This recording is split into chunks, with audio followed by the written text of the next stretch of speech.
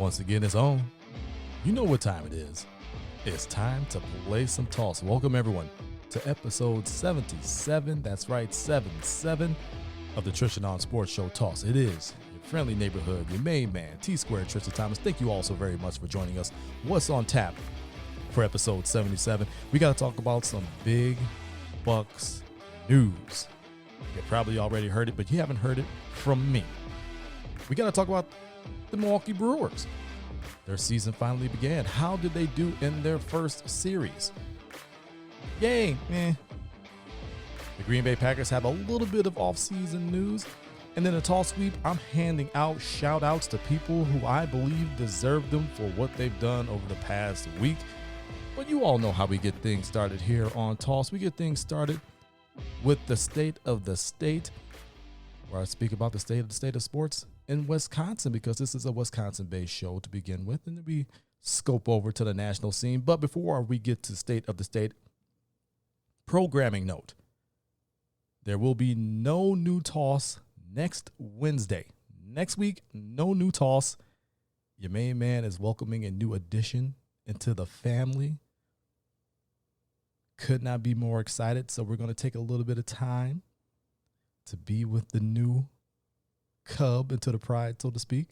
So no new toss next Wednesday. So don't be going on to my Twitter at D20Double saying, hey, where's Toss? Don't go on to the Toss Facebook page at facebook.com/T on Sports Show asking where's new Toss. There will be no new toss next week. Okay, I'll put out some reminders for you, but no new toss next week as we take a little bit of time off to be with family. But let's get on to state of the state, and let's talk about that big Bucks news. Okay, you guys have heard it. Wonderful Easter Sunday surprise. I hope everyone out there had a wonderful and safe Easter. Jrue Holiday, the big acquisition in the offseason, the big trade made. You did all you could do with Eric Bledsoe. Nothing but love for Bled. I've got nothing but love for him. But it was clear that he was not the piece that was needed to win a championship. You coveted Jrue Holiday. You watched Jrue Holiday. You studied Jrue Holiday. You felt that Jrue Holiday would be the perfect fit alongside your two-time MVP in Giannis, along your perennial all-star in Chris Middleton. You felt that his two-way prowess would add something more to the ball club. You felt that he may be that final piece in a championship puzzle. And he's been as advertised. This past week, he was named Eastern Conference Player of the Week. He is on a tear. He's shooting a career high from three. He's shooting a career high from the field. He has been as advertised and more. You feel that he was a great fit. He feels that this is a great fit for himself and his family. And you both decided to come together to make a deal. Jrue Holiday signing a 4-year, $134 million deal. With incentives, that deal could go up to $160 million. He solidifies a championship core. Think about this. Your favorite player's favorite player is talking about how underrated Jrue Holiday is. Your favorite player's favorite player is talking about who's the most underrated player, who's the toughest defender in the entire NBA. And the name that continues to come out of their mouths is Jrue Holiday.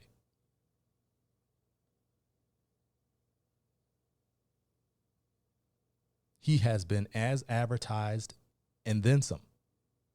Now, this is a guy who I've watched. I watched back in college. Thought he was really good in college.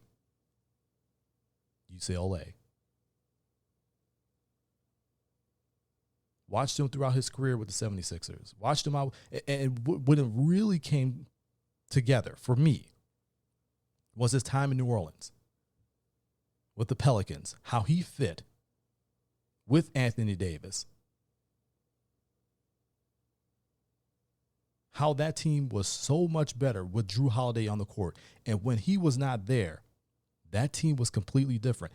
Even with a player the caliber of Anthony Davis, that team was nowhere near as good without Drew Holiday as they were with. Even with an Anthony Davis, even with a DeMarcus Cousins. That team was no good without Drew Holiday.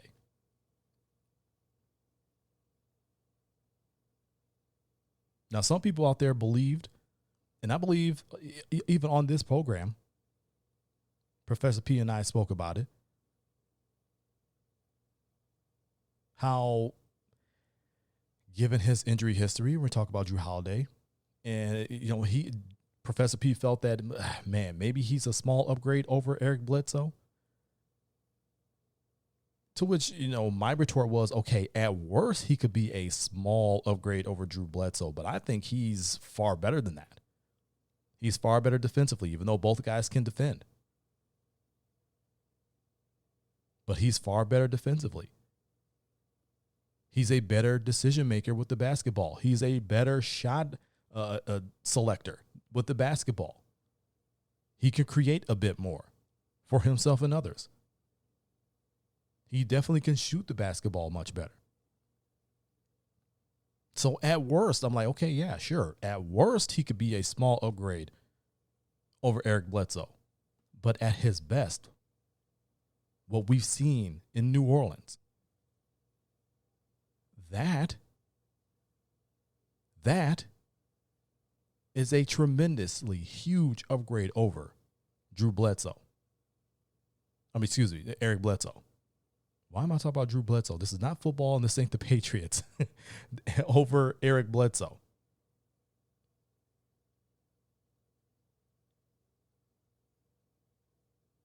And I think people are beginning to realize that when you can watch a player from afar and maybe you don't watch them as frequently.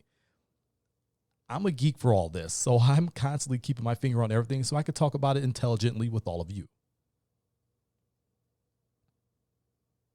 But you can watch a player from afar, and then you get them up close and personal. Comes to your squad, and you gain a new appreciation for what they can do and just how damn good they actually are. And I think that's the case for a lot of people with Drew Holiday. I think people are coming to realize that, hey, man, maybe he ain't a small upgrade over Eric Bledsoe. Maybe he is better than what I thought he was. And to those people, I tell them, hey, keep coming around. Keep watching him. It gets better. To the people that still feel that it's going to be the same Eric Bledsoe type situation, especially come postseason, because it, by all accounts, it looks like the Bucks are headed that way. 32-17, still third in the Eastern Conference, relatively healthy. It looks like they're running toward the postseason. But people are thinking it's going to be the same situation where, yeah, great in the regular season. Bledsoe was great in the regular season. Holiday's been great in the regular season. Does that mean he'll be good in the playoffs? Or is he going to shrink and disappear like Bledsoe did for so many postseasons?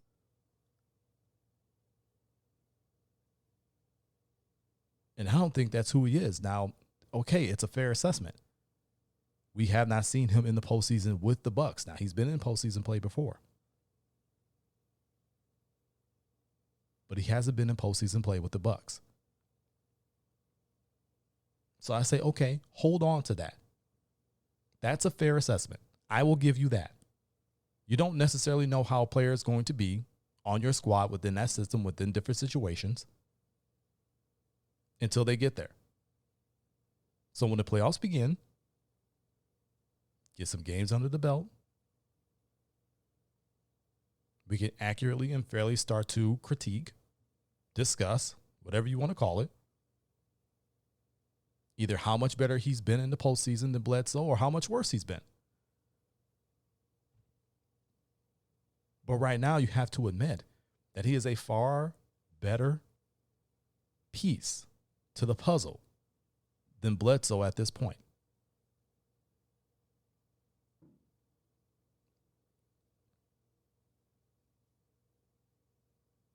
He's going to pay dividends come playoff time. He's already showing it. When the game slows down, when the grind still halt, you need to run offense. He can do that. When you need to create, because shots are going to be tough, and you got to make tough shots, he can do that. When you need intelligent decisions made with the basketball, both offensively and positioning on defense, he can do that. He's shown that.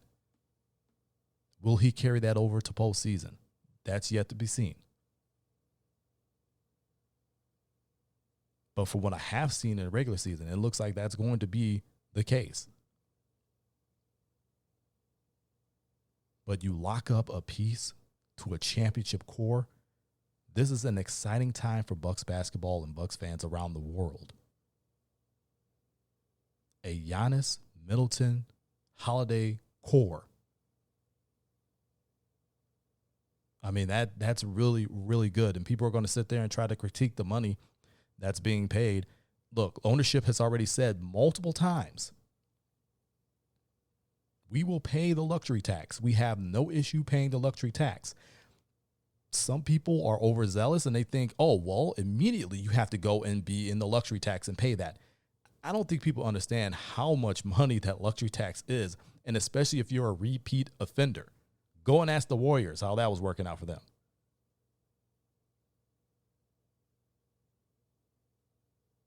It is a lot of money. And yes, ownership has a lot of money to spend, but you have to be wise in how you spend that money.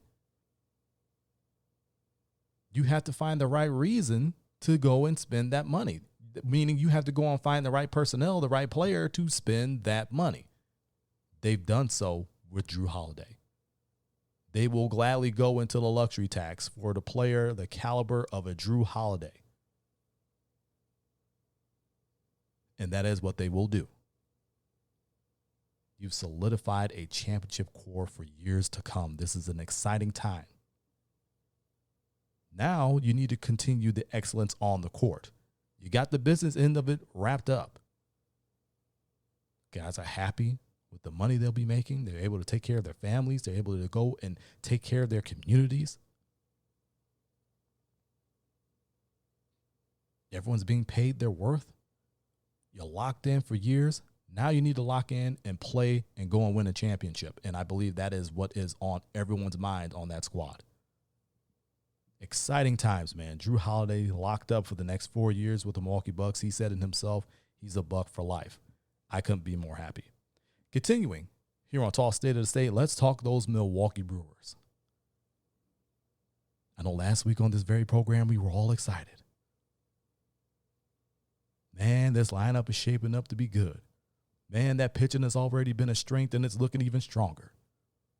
I can't wait for the regular season to start. I can't wait for opening day. And opening day did not disappoint. A 6-5 victory by the Brewers in extras. Side note, I still don't know why they're starting the extras with a runner on second. That just, I know they want to speed up the game, but that still perturbs me. But you still get the win. Woodruff gave up, I believe, 3 runs in that game. Pitched pretty well. Yeah, I mean, like I said, he gave up the 3 runs. But your ace is going to do that from here and there. You know, guys are going to give up runs. It happens. You're not going to go through a season where you give up no runs. I mean, that's not possible. Not possible.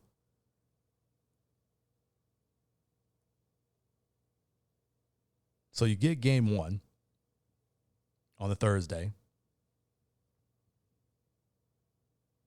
Then you have that funny beginning of the season schedule where you kind of get that day off the day after. So you're off on Friday when you're typically playing on Fridays. And then you finish the series up on Saturday and Sunday, and those 2 games didn't go so well. Saturday's game, you had Corbin Burns on the mound. He gave up 1 earned, struck out 11, just had the most filthy stuff. Just filthy. Deserved a better fate. Brewers could not scratch across 1 single solitary run against Braxton Berrios and the Twins pitching. Lost 2-0. You come back Sunday looking to take the rubber match of this series, and you still couldn't do it. got waxed 8-2. So you scored 2 runs over the last 2 games. That's not counting tonight's action against the Chicago Cubs, where last I checked, the Brewers were down 4-0. That game may very well be over as we record this program on a Monday night.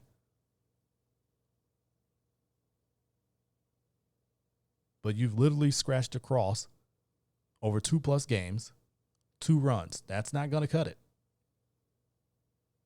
Now, Twins pitching was tough, but the Brewers had a couple of questionable sins on runners. And the at-bats haven't exactly been the greatest. But that kind of comes to be expected, especially early on in the season. Pitching tends to be a little bit ahead of the hitting. Takes a little bit for the offense to get clicking. Still cold in a lot of areas. Once you head into May and June, the ball starts jumping a little bit. The offense starts to go up. Guys getting a little swing. They get some at-bats under their belt. Like, okay, all right, I got this figured out. Start swinging a little bit better. The offense will go up. I have no real true worries at this point about the Brewers offense.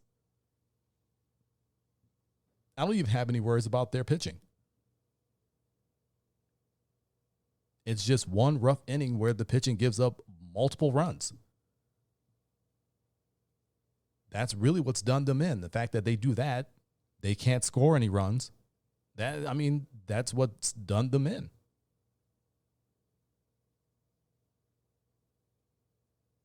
But it's early. They're 1-2 coming into tonight's action. Again, we're recording this program on a Monday night. Only 3 games in. They're planning on playing the full 162. So you got 159 games remaining. It's okay, folks. Like it's just chill. 3 games in. I got people already going off on Brewers Twitter. They should have done more on offense. They should have brought in better offensive players. Oh, this pitching I knew was going to suck. No, you didn't.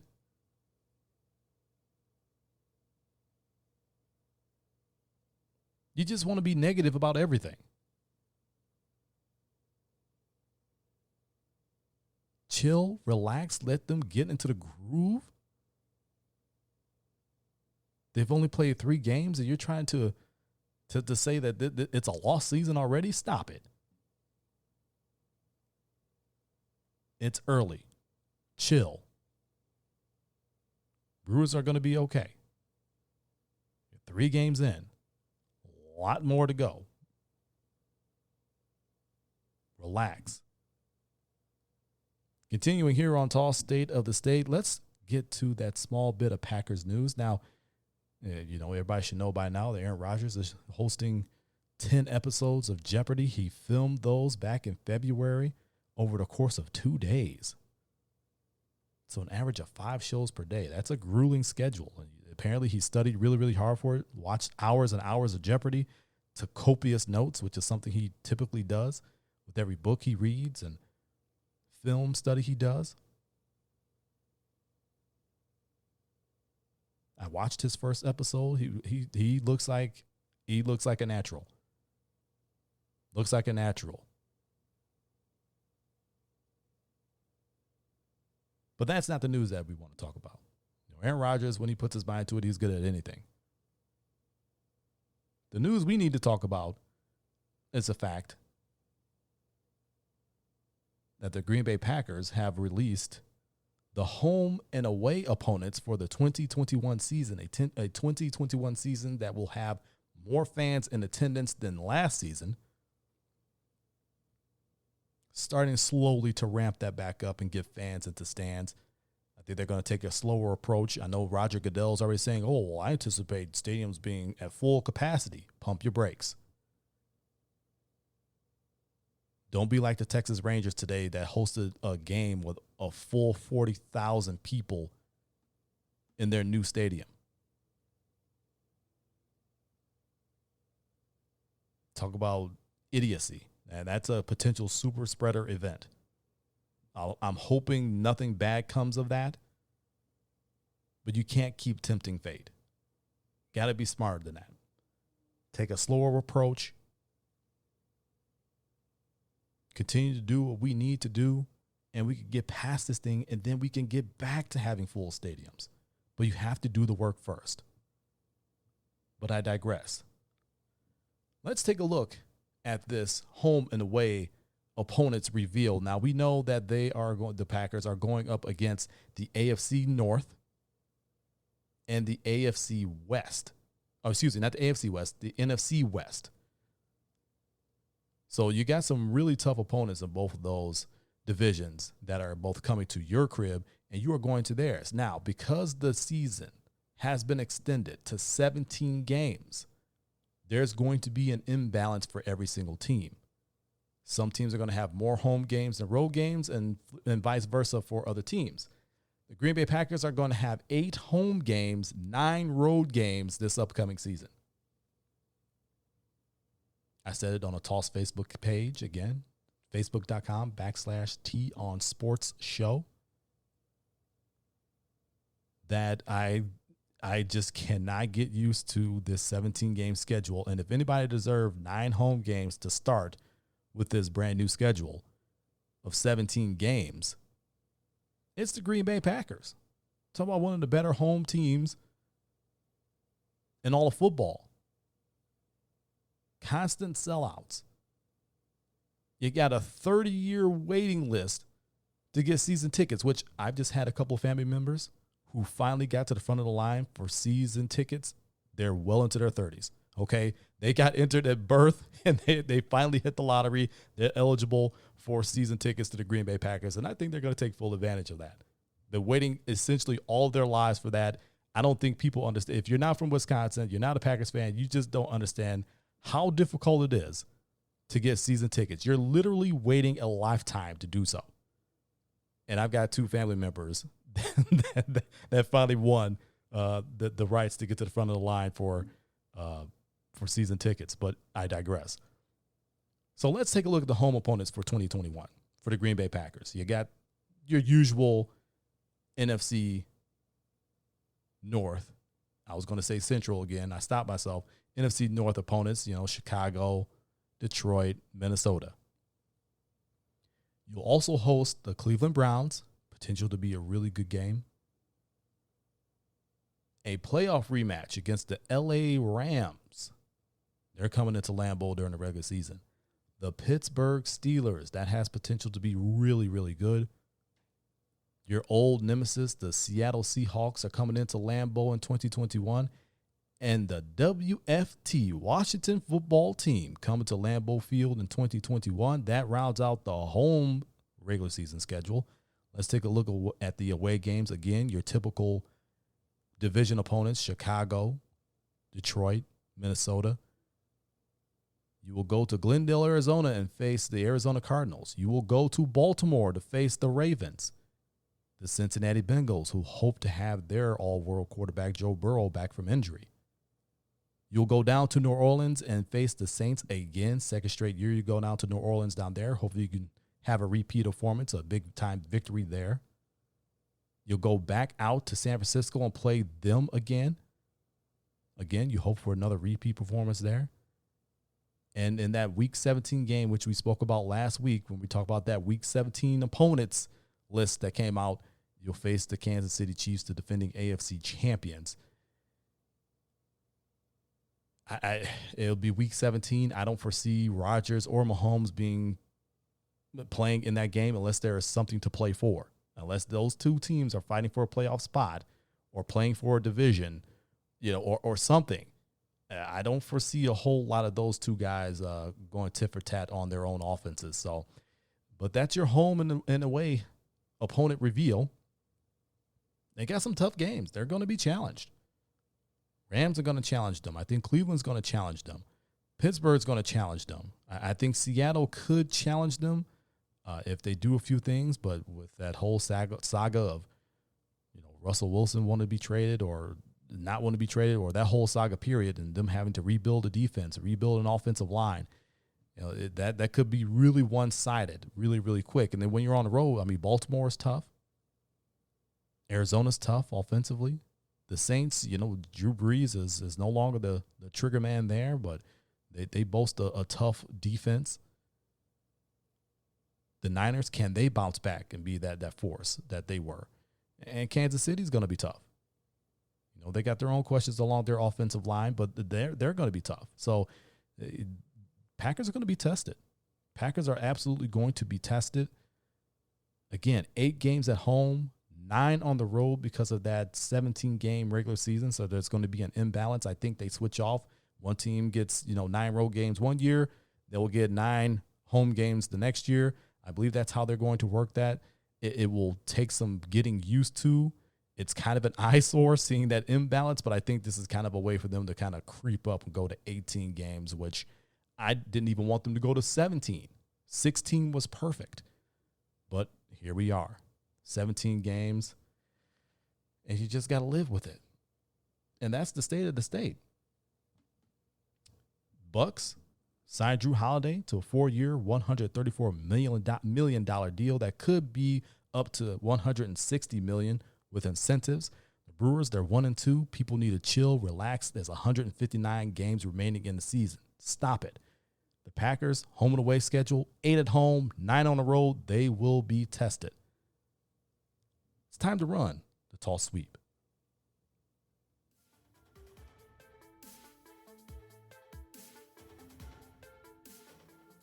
Tall Sweep, brought to you by the good folks over at tossnationmedia.com. Toss Nation Media, your home for the Toss brand of sports. Truthful, opinionated, passionate sports. It's what you deserve. I mentioned in the teaser that I got to hand out some shout-outs, man, in this Tall Sweep. Some people doing some great things. We got to show them some love. It's not always tough love here on Toss. Sometimes it's an I appreciate you type of love.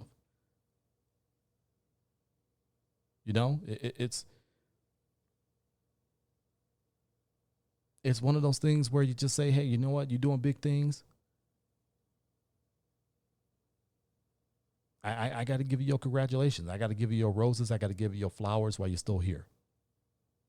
So let's give some shout outs here. Shout out to the Stanford women's basketball team. They are national champions, the Stanford Cardinal. Survive and advance. That is what you do in any tournament situation, especially March Madness. And that's exactly what Stanford did. They survived and advanced. They were tested time and time again. Down big against Louisville, they came back.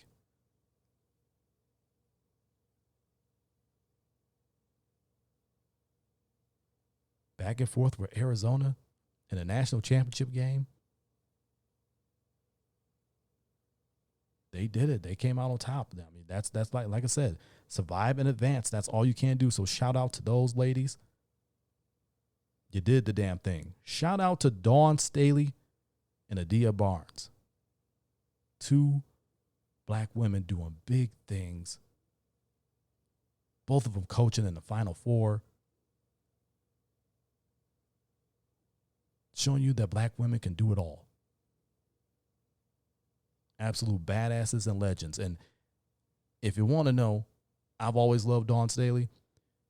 There were 2 women that I always wanted to go one-on-one against. One was Lisa Leslie. The other one was Dawn Staley.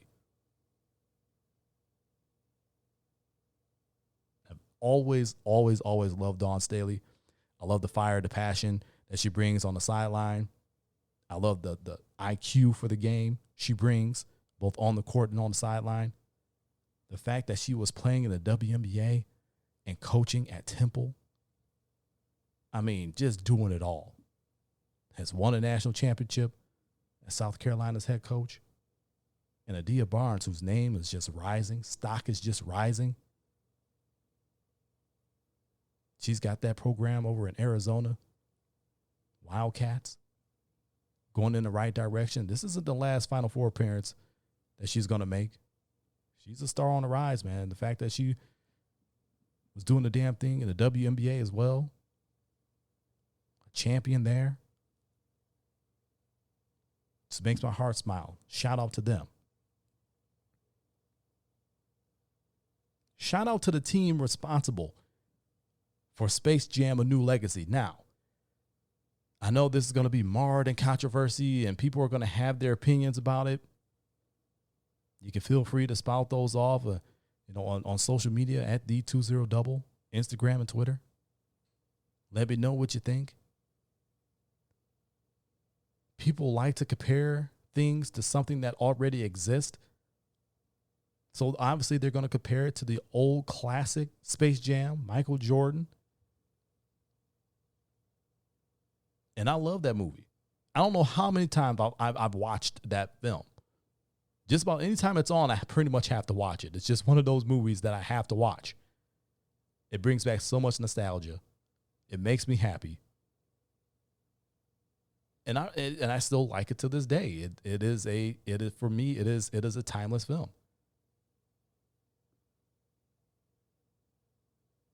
But now you enter the new legacy, right? You got LeBron, who people are saying is the GOAT now. And you got that whole endless argument going on. And you got people who would just hate on LeBron for anything that he does, all the positivity that he brings to the table, everything that he continues to do that is just absolute positive. People will still hate on him about it. So now enter a new legacy. The trailer drops over the weekend. I immediately go and watch it, and I gotta say, I am impressed. I am very impressed by what I've seen. The callback with Lola Bunny, tossing it up to LeBron. LeBron in the sky, getting ready to throw it down. She's stretching her arms out, giving the wink. The callback to when that happened with Dwayne Wade and LeBron James back when they were on the Heatles, of course, in Milwaukee against the Bucks, and I was at that game. It's like, why do these classic moments always got to happen to the Bucks? Why can't the Bucks have a classic moment like that? I mean, they got one with Giannis when he's, jumping over Hardaway. I mean, and throwing it down on, I believe that was, what was that? I don't know if that was Christmas Day, or I think that was Christmas Day. Or maybe it wasn't. Either way, it was against the Knicks. Jumping over him completely, throwing it down one hand. I mean, that's a classic moment. Okay, that's a classic. But it seems like all these timeless moments always happen against the Bucks. But anyway, that callback to put that in that film, that was completely dope. For me, the dopest movie, the dopest moment of the entire trailer. So I'm going to give it a watch in July. You have to go into it with an open mind. It's a new movie. They say it's a new legacy for a reason. They know people are going to try and compare it to the original Space Jam, but I don't think they're trying to go the same way of Space Jam. I think they're trying to build a new legacy. Like the film says, it's a new legacy.